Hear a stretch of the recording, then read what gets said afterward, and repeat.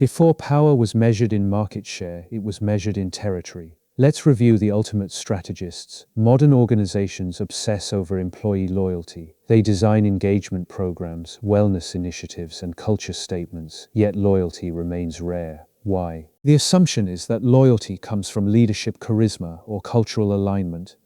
But Rome achieved legendary loyalty without modern HR technology.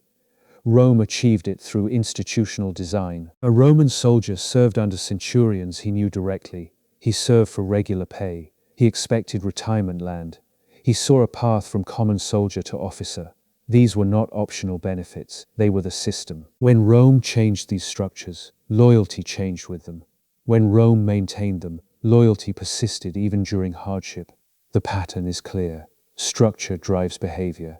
Individuals align to the structure they inhabit. This is uncomfortable for leaders who believe that charisma or vision creates commitment, but it is liberating.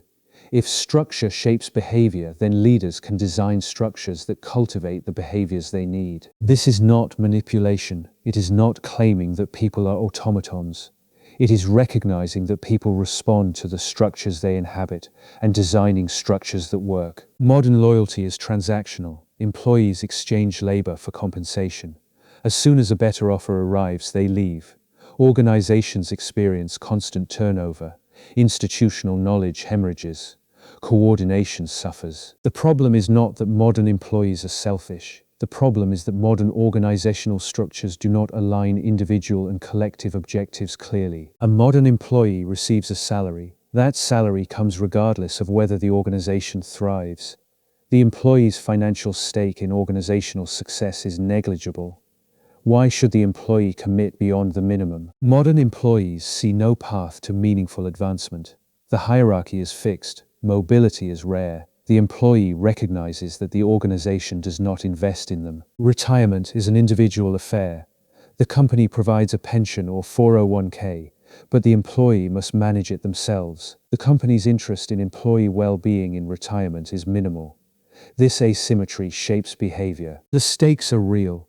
Organizations that cannot retain talent lose effectiveness. They spend resources recruiting and training constantly. Coordination breaks down.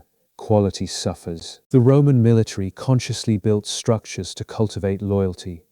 The first was regular pay. Roman soldiers were paid reliably on a known schedule. This was revolutionary at the time. Most ancient armies were not paid regularly. Warriors fought for share of plunder or for ideology. The Roman military paid salaries. This simple structure transformed behavior. Soldiers knew they would eat regularly. The second structure was equipment supply. Rome provided weapons, armor, and shields at no cost to the soldier. The equipment remained Rome's property, but the soldier got access. This lowered the barrier to service. The third structure was retirement benefits. After 25 years of service, a Roman soldier received land. Not all land was equal, but the principle was clear. Serve Rome, and Rome will secure your retirement. This was not generosity, it was calculation. Land grants transformed retired soldiers into stakeholders. They owned territory, they had material interest in Roman stability. They became a constituency supporting Rome. The fourth structure was mobility. A common soldier could become a centurion. Not every soldier, but the path existed. Bravery, competence, and time in service could lead to command. This mattered to young men. The fifth structure was collective identity. Soldiers were organized into cohorts and centuries. These units had histories, standards, and pride.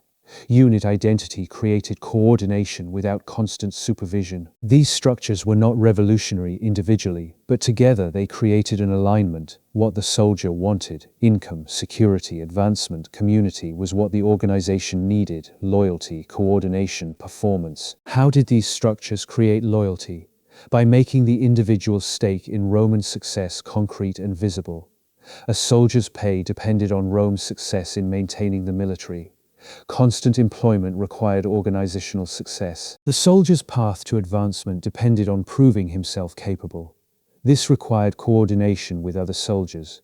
Individual advancement depended on collective effectiveness. The structure aligned individual and collective interests. The retirement land depended on Rome's territorial control. A soldier could not collect retirement land in territory Rome did not hold.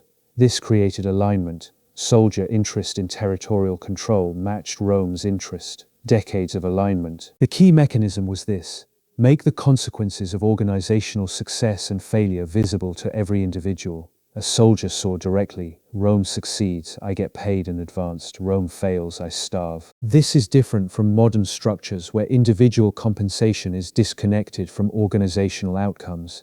A modern employee gets paid whether the company succeeds or fails.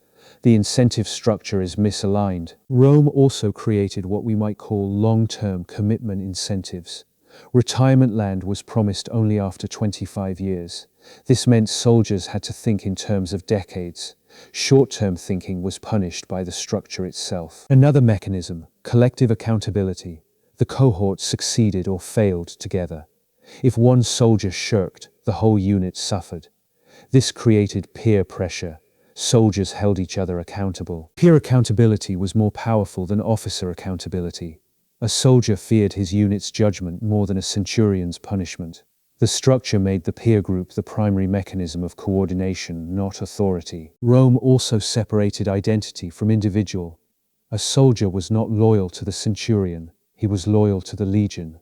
When centurions changed, loyalty remained. The unit persisted beyond individuals. This institutional loyalty was more stable than personal loyalty. Personal loyalty dies when the person leaves. Institutional loyalty persists. Rome built for institutional persistence, not individual charisma. The mechanism also included transparency. Soldiers understood the structure. They knew pay rates.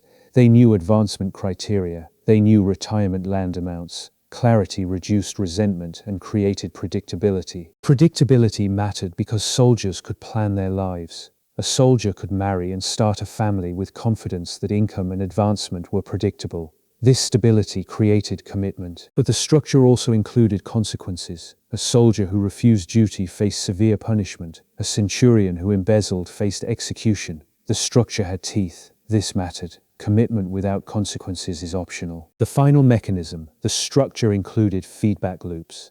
A soldier's performance affected advancement. A centurion's performance affected command. Feedback informed behavior continuously. The core mechanism was this: align what individuals want with what the organization needs through institutional structure. Make consequences visible. Make advancement transparent. Make commitment long-term. Create collective accountability. Where did this system fail? When Rome could not maintain the structure. After the late Republic, Rome could not always pay soldiers reliably. Loyalty fractured when the basic structure broke. Another limitation: the structure worked for common soldiers but created instability at higher ranks. Generals with legions became independent power centers. The structure that aligned soldiers did not align generals. A third issue: the structure depended on territorial expansion. As Rome stopped expanding, advancement paths became congested. Without new positions, soldiers saw no mobility. The incentive structure broke down. A validating case: the Marian reforms. After Marius, Rome began paying soldiers in land directly, not through waiting decades. Loyalty increased. Soldiers saw immediate return for service. Another case: veteran settlements. Retired soldiers were given land in frontier territories. They became stakeholders in those territories. The army became an instrument of territorial consolidation, and soldiers became invested settlers. Important limitation: the system worked at scale because Rome had the wealth to fund it. A poorer empire could not afford regular pay or retirement land.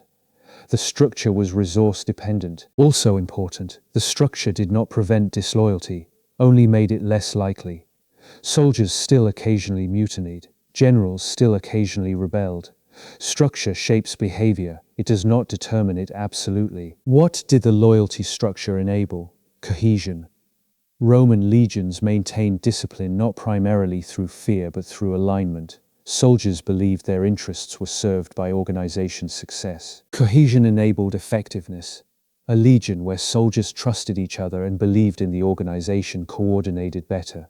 This coordination made the legion militarily superior to forces of equal size. The structure enabled retention. Soldiers served multiple terms. Experienced soldiers trained new ones. Institutional knowledge accumulated. The legion improved over decades. The structure created stakes. Soldiers had land to gain. Soldiers had positions to reach. Soldiers had identity to preserve.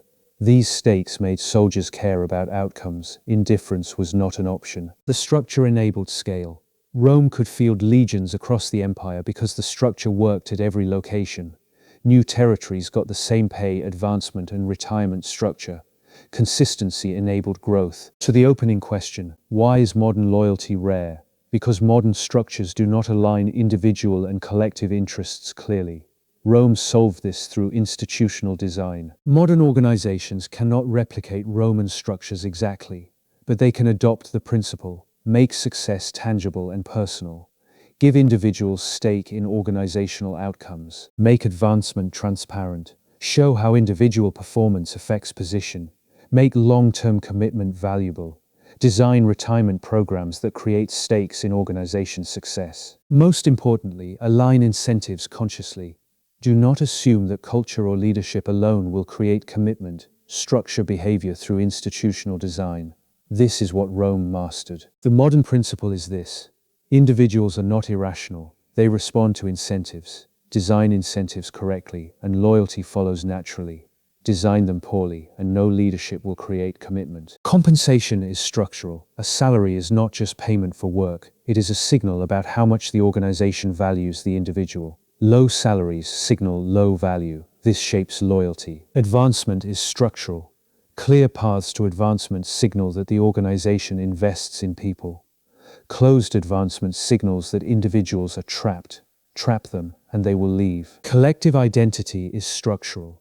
Create teams with persistence beyond individuals. Give teams standards and pride. Teams create loyalty more reliably than leadership charisma. Transparency is structural. Show people the metrics that matter. Show people how their work affects those metrics. Mystery breeds resentment. Clarity breeds commitment. Long-term thinking is structural. Design systems where commitment is rewarded over years, not quarters. Short-term thinking creates short-term behavior.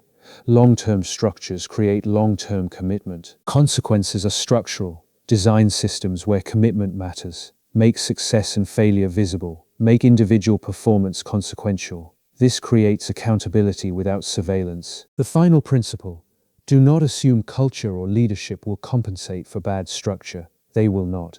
Rome did not rely on charisma.